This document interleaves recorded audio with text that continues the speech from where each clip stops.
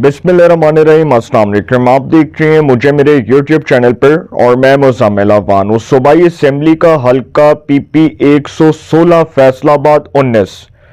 इस हल्के में पाकिस्तान मुस्लिम लीग नून के सीनियर रहनुमा राना सनाउल्लाह खान के दामाद राना अहमद शहरयार मुस्लिम लीग नून के टिकट पर किस्मत आजमाई कर रहे हैं, एक ऐसे वक्त में जब उनके मद्दे मुकाबिल मलक असगर अली कैसर इलेक्शन कॉन्टेस्ट कर रहे हैं आज़ाद हैसियत में, और दूसरे जो आज़ाद उम्मीदवार हैं उनका नाम है ख्वाजा असद एजाज। अब जो मलक असगर अली कैसर साहब हैं ये साबका MPA भी रहे हैं, पाकिस्तान पीपल्स पार्टी के, और मुशीर दाखिला भी रहे हैं, और इनको पाकिस्तान तहरीक इंसाफ सपोर्ट कर रही है, इनका ये कहना है। और कुछ पाकिस्तान तहरीक इंसाफ के जो सपोर्टर्स हैं, जब उनका मौक़िफ़ लिया गया तो उन्होंने कहा कि हम मलक असगर अली कैसर को बतौर कैंडिडेट सपोर्ट कर रहे हैं, क्योंकि इस हल्के में पाकिस्तान तहरीक इंसाफ ने इलेक्शंस का बाइकआउट किया हुआ है। और तहरीक इंसाफ ने सिर्फ इस हल्के में इलेक्शन का बाइकआउट नहीं किया, तमाम ज़िमनी इलेक्शंस में बाइकआउट किया, लेकिन कुछ जगहों पर उनके हमायत याफ्ता उम्मीदवार इलेक्शन कॉन्टेस्ट कर रहे हैं, जिनको तहरीक इंसाफ ना सिर्फ वोट देने का ऐलान कर रही है बल्कि उनकी मुकम्मल सपोर्ट कर रही है। अब इसी तरह PP 116 फैसलाबाद 19 इस हल्के की एक तारीख है। यहां से मौजूदा वफाकी वजीर आजम के मुशीर राना सनाउल्लाह साहब 3 बार इस हल्के से MPA बन चुके हैं। राना सनाउल्लाह खान साहब जो हैं, इससे पहले वो वज़ीर कानून पंजाब भी रह चुके हैं। इमरान खान साहब की जो हुकूमत है, जब वो 2022 में अदम एतमाद से ख़त्म हुई और इमरान खान बतौर वज़ीर आज़म फारिग हुए, तो उस वक्त शहबाज शरीफ जब 16 महीने की हुकूमत के वज़ीर आज़म बने तो उसमें राना सनाउल्लाह खान साहब जो हैं वो वफाकी वज़ीर दाखिला बने। अब 2024 के जनरल इलेक्शंस में PP 116 से तहरीक इंसाफ के हमायत याफ्ता आज़ाद उम्मीदवार हाजी इस्माइल सेला वो इस हल्के से इलेक्शन कॉन्टेस्ट कर रहे थे, और उनके मद्दे मुकाबिल मुस्लिम लीग नून के राना अहमद शहरयार थे।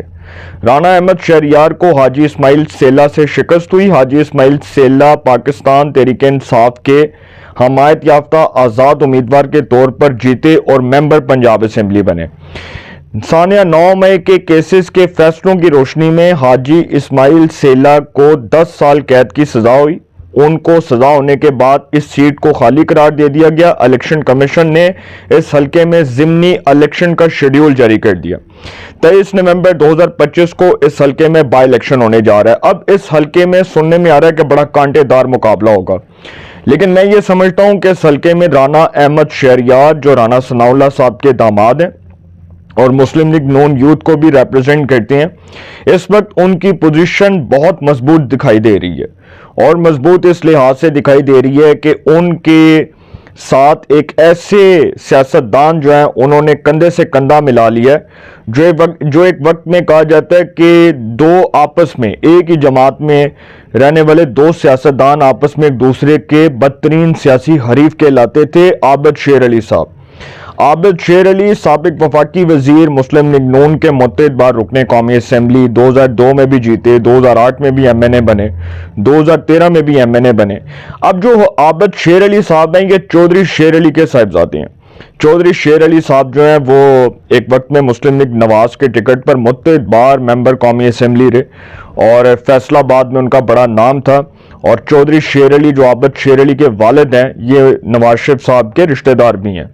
तो आबिद शेर अली साहब जो हैं ये भी रिश्तेदार हैं। आबिद शेर अली साहब ने कंधे से कंधा मिला लिया और राना अहमद शहरयार की वो डोर टू डोर कैंपेन कर रहे हैं, क्योंकि जो राना अहमद शहरयार की जो कॉन्स्टिट्यूएंसी है PP 116 जहां से वो इलेक्शन कॉन्टेस्ट कर रहे हैं, ये सिटी का हल्का है, ये फैसलाबाद सिटी का वो हल्का है जिसकी कुछ जो यूनियन काउंसिल्स हैं वो आबिद शेर अली के हल्के के साथ भी लगती हैं। अब आबिद शेर अली 2024 के जनरल इलेक्शंस में उनके मद्दे मुकाबिल तहरीक इंसाफ के हमायत याफ्ता आज़ाद उम्मीदवार चंगेज खान थे, और वो जैसे जीते वो सबको पता है।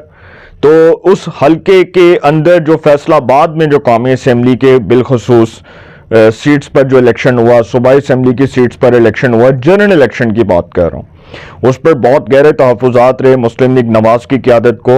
और फैसलाबाद में अब ये जो कॉन्स्टिट्यूएंसी है PP 116 जो हाजी इस्माइल सेला की नाअहली के बाद इस सीट पर बाई इलेक्शन हो रहा है, इसमें राना अहमद शहरयार के साथ जो एक्सपेक्ट किया जा रहा है कि बड़ा कांटेदार मुकाबला होगा, वो असद कैसर साहब का असगर कैसर साहब का मुकाबला होगा। अब ये जो मलक असगर कैसर साहब हैं, इनके बारे में बताया जाता है कि ये साबका एमपी रहे हैं पाकिस्तान पीपल्स पार्टी के, और इस वक्त ये जो ऐलान कर रहे हैं, जो ये बता रहे हैं कि मुझे इस वक्त चूंकि पाकिस्तान तहरीक-ए-इंसाफ सपोर्ट कर रही है और तहरीक-ए-इंसाफ ने मुझे मुकम्मल हमायत का और भरपूर सपोर्ट का यकीन दिलाया, तो सर मुकाबला तो कांटेदार भी हो सकता है।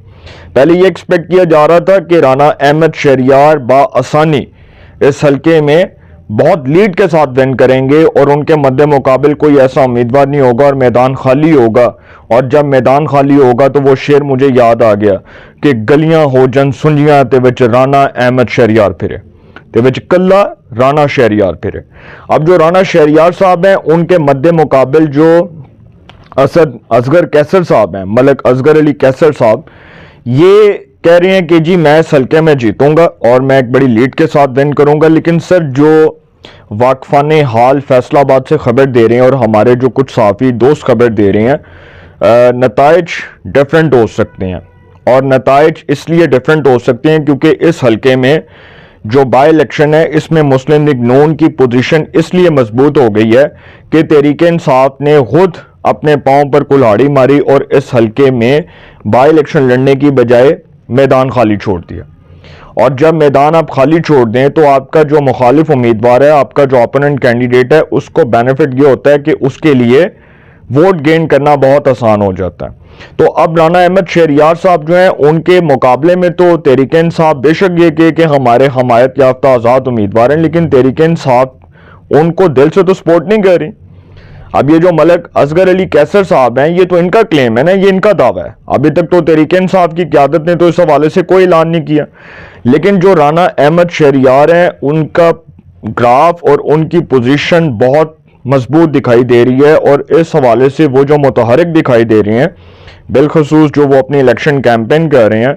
और 23 नवंबर कोई दूर नहीं है, कुछ दिन रह गए हैं 23 नवंबर में, 23 नवंबर को पता चल जाएगा।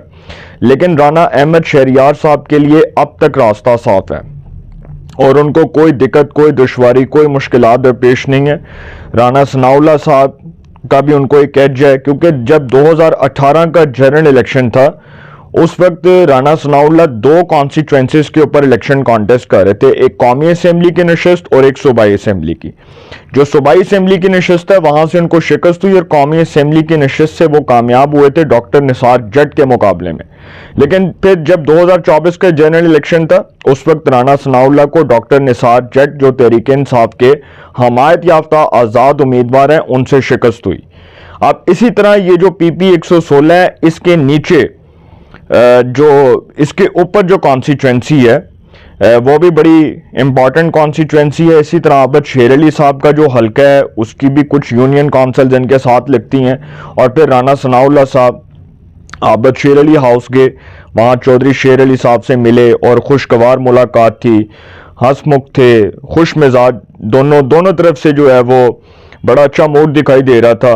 तो ये लग रहा था कि शायद राना अहमद शहरयार आपकी बार बड़ी लीड के साथ विन करेंगे और लग भी यही रहे और वाकफाने हाल भी खबर यही दे रहे हैं। अब जो आबद शेर अली साहब इनके साथ मिल गए और इनकी जो इलेक्शन कैंपेन कर रहे हैं, और जिस तरह राना अहमद शहरयार ने कहा कि आबद शेर अली मेरे बड़े हैं, काबिल एहतराम है, तो उन्होंने बड़ी रिस्पेक्ट दी, उनको बड़ी ऑनर दी। तो आबद शेर अली उनके साथ कैंपेन जो कर रहे हैं वो दिल से कर रहे हैं। अब यहाँ पर जो मुस्लिम लीग नून के अंदर जो थोड़ी बहुत तकसीम थी वो भी ख़त्म हो गई, लेकिन तहरीक-ए-इंसाफ ने इलेक्शन का बायकॉट करके ना सिर्फ गलती की है बल्कि बड़ा अहमकाना फैसला किया है, जिसका पछतावा उनको आने वाले इंतखाबात में फेस करना पड़ेगा। मलक असगर अली कैसर साहब, ख्वाजा असद एजाज साहब को साइड पर रख दें। मुकाबला मलक असगर अली कैसर और राना अहमद शहरयार में है और फेवरेट राना अहमद शहरयार को करार दिया जा रहा है। और वाकफाने हाल ये खबर दे रहे हैं कि राना सनाउल्लाह वज़ीर-ए-आज़म के मुशीर बुराए सियासी अमूर सेनेटर राना सनाउल्लाह के दामाद राना अहमद शहरयार PP 116 में बड़ी लीड के साथ विन करेंगे। अपनी राय का कमेंट्स में जरूर इज़हार कीजिएगा। इंशाल्लाह एक नए सेगमेंट के साथ पे मुलाकात होगी। अपना बहुत ख्याल रखिएगा। आला निगहबान।